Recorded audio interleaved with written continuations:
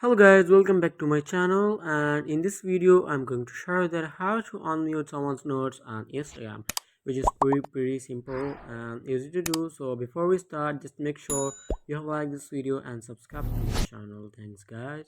So first of all, just simply open up your Instagram app and then come to your profile section. In your profile section, you can see the three lines on the top right corner. Just simply tap at that three lines and then go to settings and privacy option.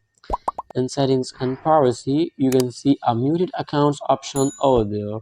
Just simply tap at that option and then here select for the account on which you want to unmute the note, and then tap at unmute. And then here, if someone have just toggled on this option like in this way, they have just muted it. You want to unmute it, just simply toggle off this option like that. So that's how you can easily unmute someone's notes on Instagram.